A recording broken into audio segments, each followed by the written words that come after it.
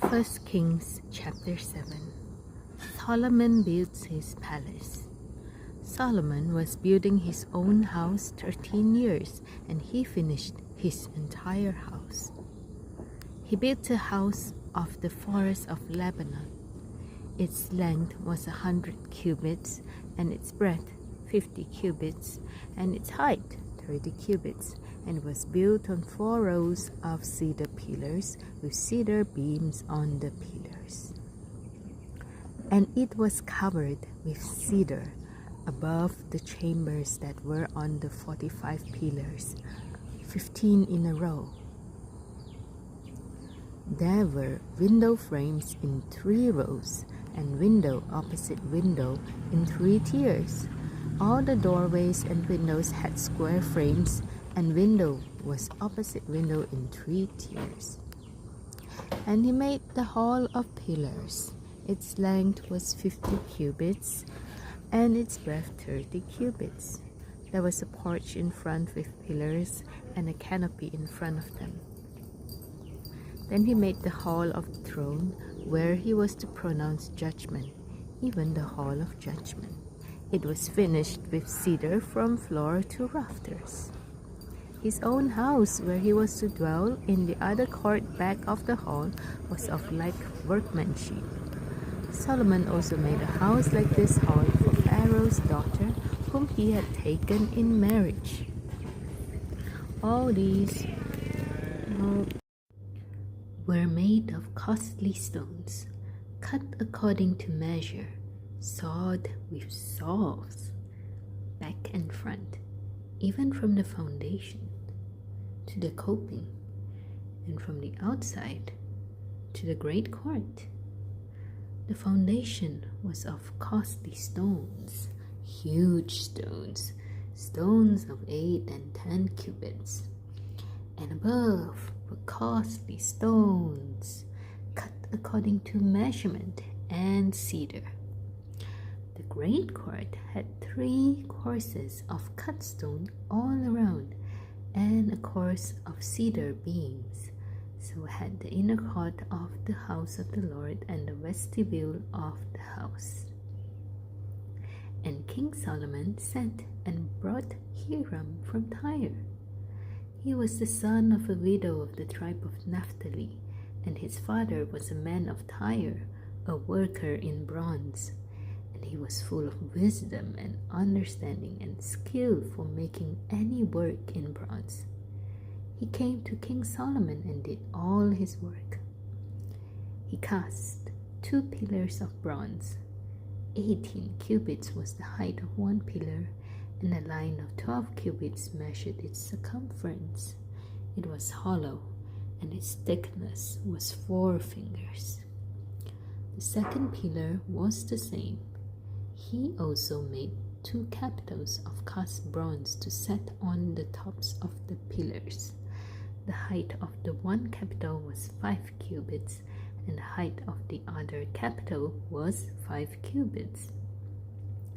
There were lattices of checker work with reefs of chain work for the capitals on the tops of the pillars, a lattice for the one capital, and a lattice for the other capital.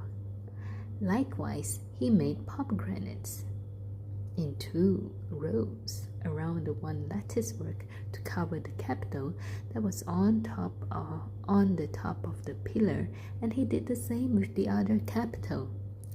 Now the capitals that were on the tops of the pillars in the vestibule were of lily work, 4 cubits. The capitals were on the 2 pillars, and also above the rounded projection which was beside the lattice work.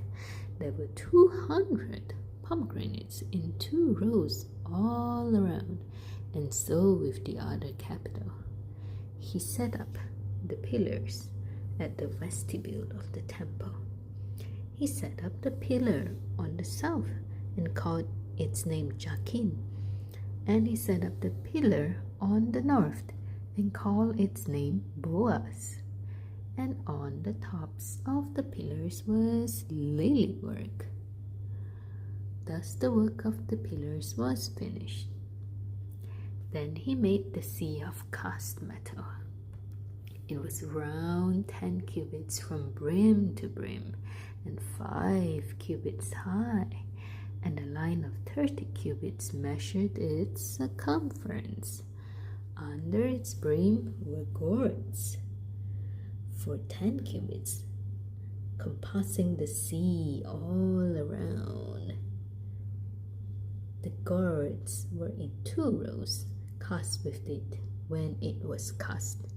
It stood on 12 oxen, 3 facing north, 3 facing west, and 3 facing south, and 3 facing east. The sea was set on them, and all their rear parts were inward. Its thickness was a handbreadth, and its brim was made like the brim of a cup, like the flower of a lily. It held 2,000 baths. He also made the 10 stands of bronze.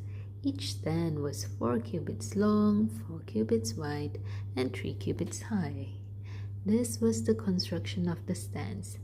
They had panels, and on the panels that were set in the frames were lions, oxen, and cherubim. On the frames, both above and below the lions and oxen, there were wreaths of beveled work.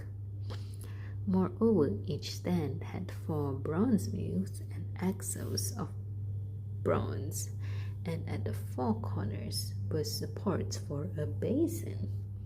The supports were cast with wreaths at the side of each. Its opening was within a crown that projected upward 1 cubit. Its opening was round, as a pedestal is made, 1.5 cubits deep. At its opening there were carvings, and its panels were square, not round, and the 4 wheels were underneath the panels.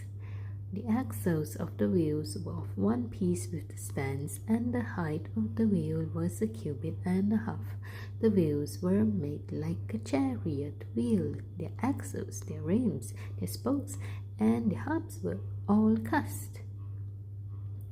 There were 4 supports at the 4 corners of each stand.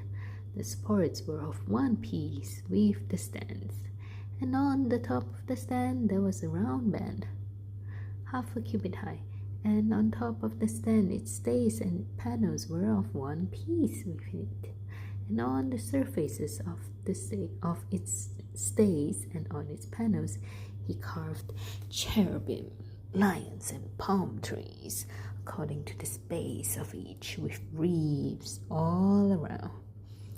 After this manner he made 10 stands.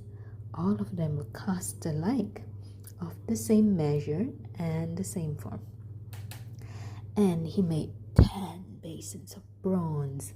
Each basin held 40 baths. Each basin measured 4 cubits, and there was a basin for each of the 10 stands. And he set the stands, 5 on the south side of the house, 5 on the north side of the house. And he set the sea at the southeast corner of the house. Hiram also made the pots, the shovels, and the basins.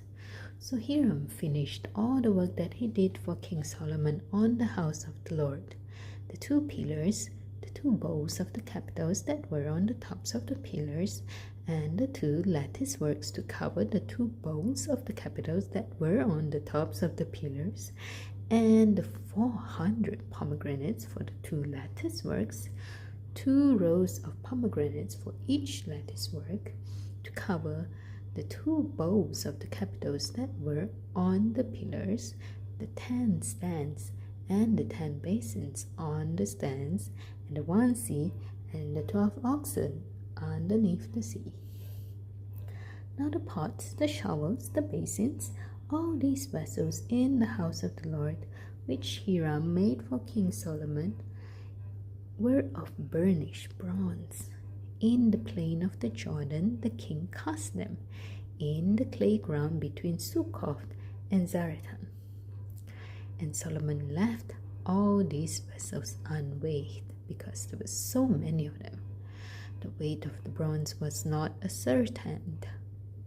So Solomon made all the vessels that were in the house of the Lord, the golden altar, the golden table for the bread of the presence, the lampstands of pure gold, 5 on the south side and 5 on the north, before the inner sanctuary, the flowers, the lamps, and the tongues of gold, the cups, the snuffers, basins, dishes for incense, and fire pans of pure gold, and the sockets of gold for the doors of the innermost part of the house, the most holy place, and for the doors of the nave of the temple. Thus, all the work that King Solomon did on the house of the Lord was finished, and Solomon brought in the things that David his father had dedicated, the silver, the gold, the vessels, and stored them in the treasuries of the house of the Lord. This was 1 Kings chapter 7.